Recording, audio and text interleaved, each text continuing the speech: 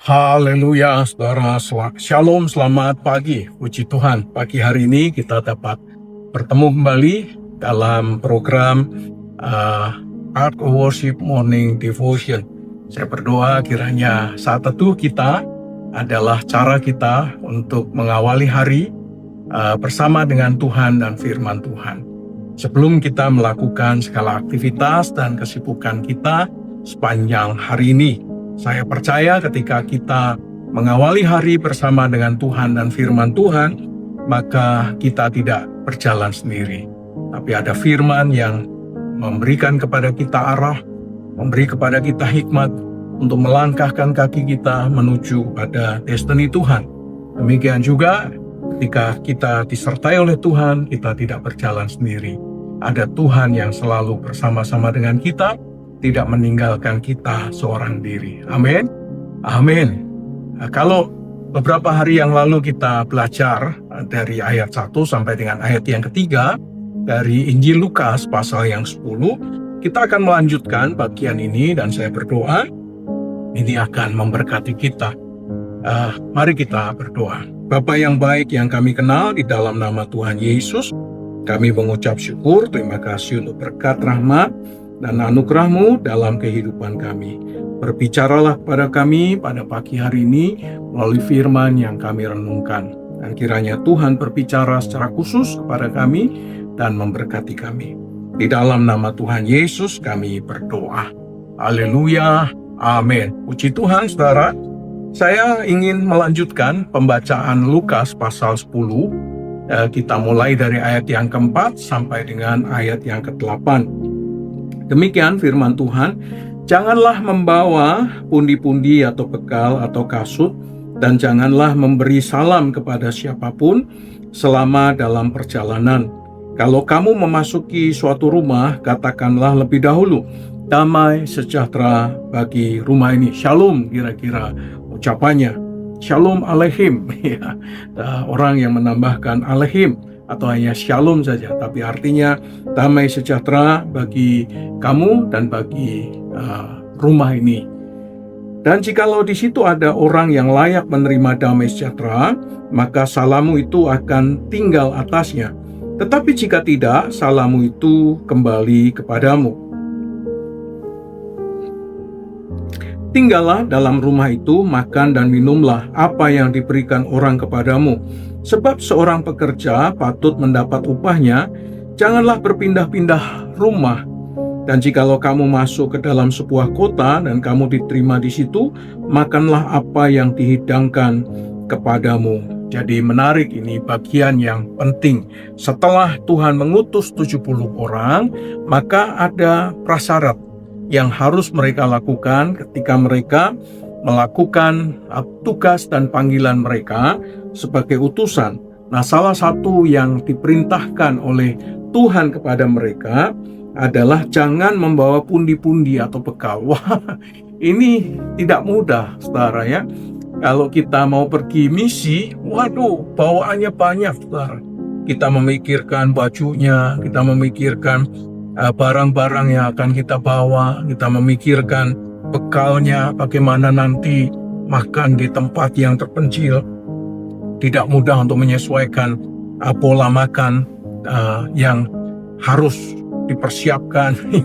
Tidak mudah untuk makan makanan lokal. Wah, banyak ya persiapannya.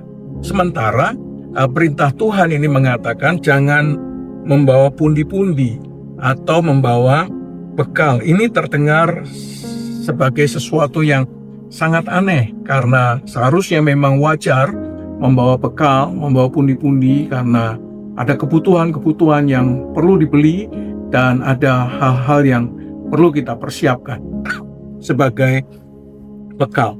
Nah, dalam perspektif Yunani, saudara, pundi-pundi itu berarti kantong uang. Belum tentu ada isinya sih, tetapi mempersiapkan kantong uang. Jadi ada dua perspektif ya. Yang pertama adalah pundi-pundi yang berisi uang, berarti memang ada hal yang memang untuk mencukupi kebutuhan perjalanan misi atau utusan itu. Tetapi pundi-pundi sebagai kantong uang itu bisa saja kosong ya, sehingga dipakai untuk mengisi mengisi uang. Sehingga kalau diberi dapat dimasukkan ke pundi-pundi itu. Ada PK lah kira-kira.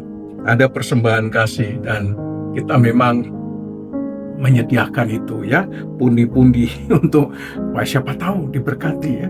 Siapa tahu terima angpau, siapa tahu ada orang yang bermurah hati. Nah, tapi juga pundi-pundi ini bicara dalam perspektif Yunani, itu sumber keamanan ekonomi. Supaya ada jaminan ekonomi yang membuat kita tidak khawatir nanti di tengah perjalanan, kita bisa membeli sesuatu, bisa memenuhi kebutuhan kita. Jadi Tuhan ini melarang mereka supaya sumber keamanan ekonomi ini tidak perlu dibawa. Ya, jadi tidak perlu membawa ekonomi, kebutuhan ekonomi ya, untuk menyediakan, mencukupinya.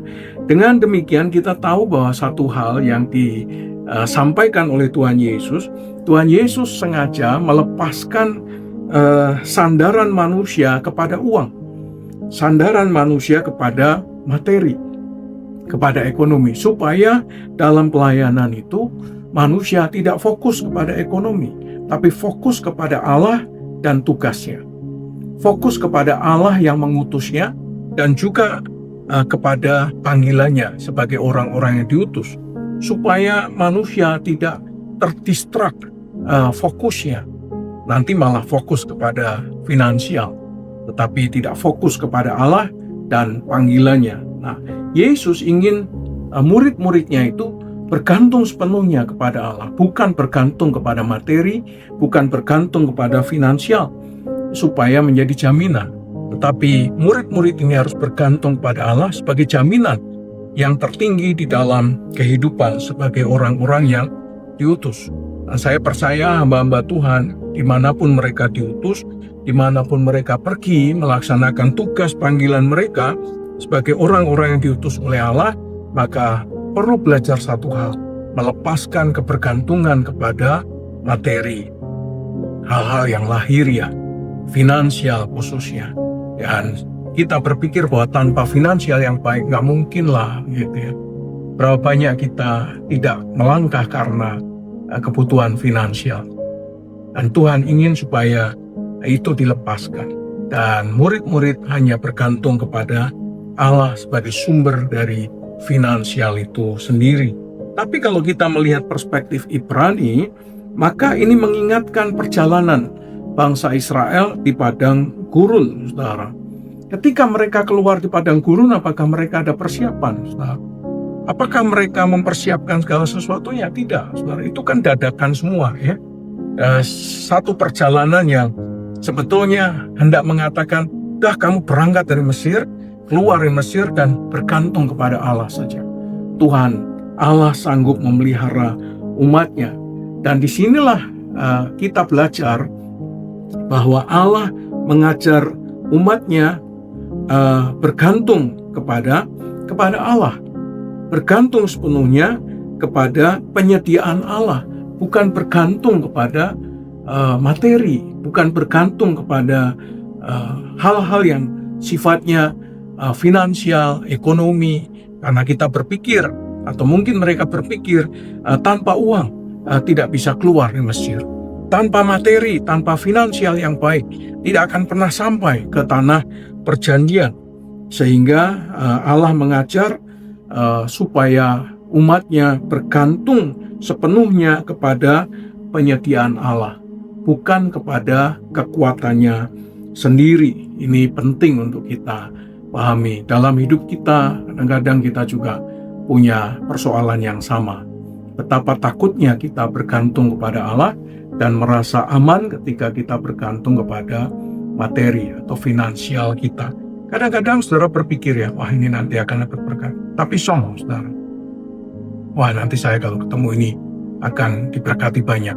Song saudara, belum tentu juga. Jadi kalau kita membicarakan ini, maka kita memahami satu hal bahwa kalau bukan Tuhan, maka kita tidak akan memiliki kekuatan. Bergantung pada kekuatan sendiri adalah sia-sia. Karena firman Tuhan berkata, jangan bergantung kepada kereta, jangan bergantung pada kekuatan kuda, tapi bergantunglah pada kekuatan Allah. Oleh karena itu, lebih lanjut Tuhan Yesus berkata, kalau kamu masuk rumah orang, katakanlah damai sejahtera bagi rumah ini. Dalam bahasa Yunani tidak digunakan kata shalom, tetapi digunakan kata eiron atau eirene. Eiron, ada orang bernama Eiron. Artinya sebetulnya adalah damai sejahtera. Nah, dalam Ibrani digunakan kata shalom, shalom aleichem. Artinya apa, saudara? Baik Eiron maupun shalom itu bicara tentang bukan sekedar tidak ada konflik, tidak ada pertengkaran, tidak ada perselisihan.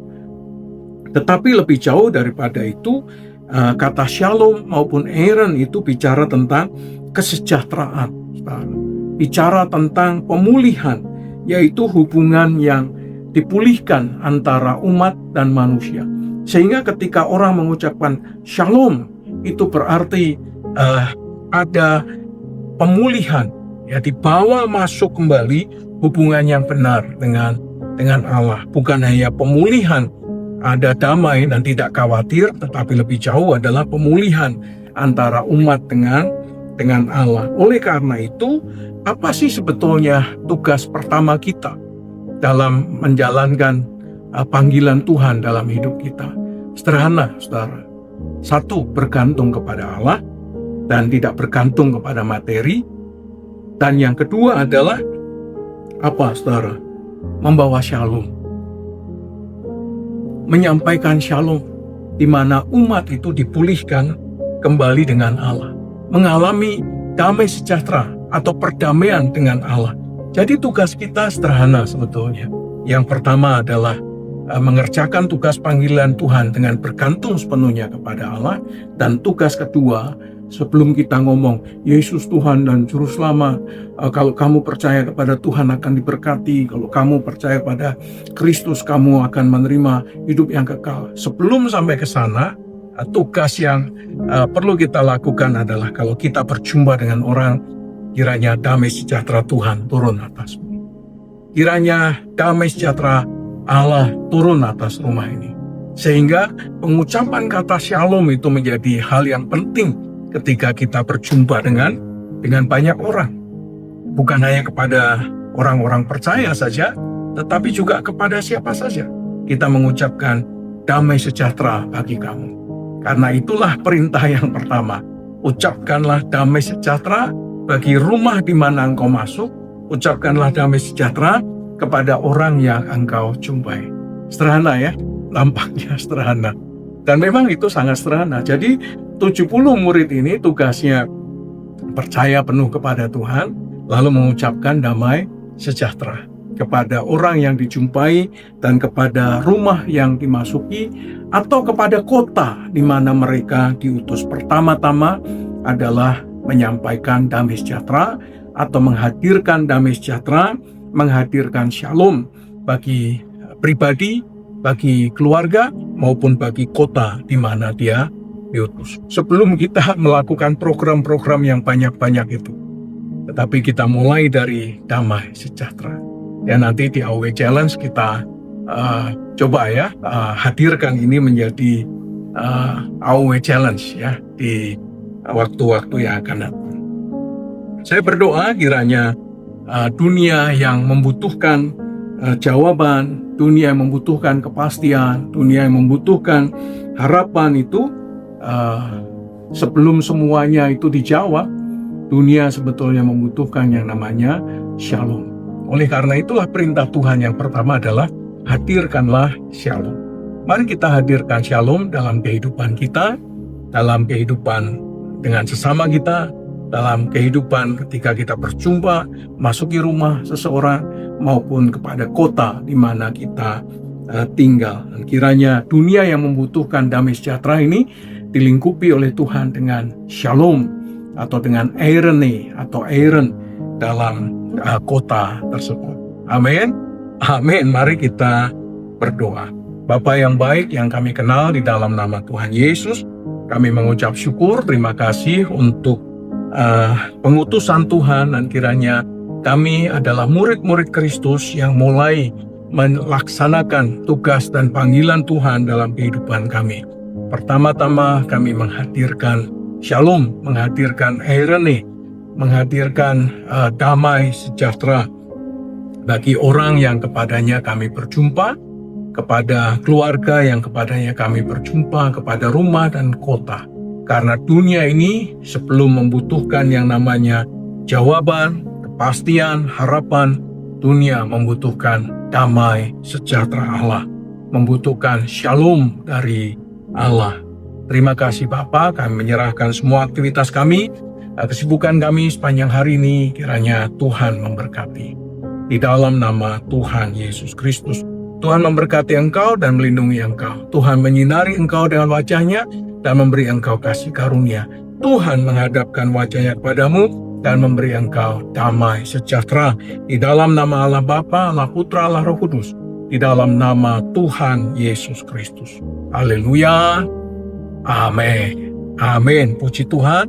Selamat beraktivitas, selamat menikmati hari ini. You are blessed.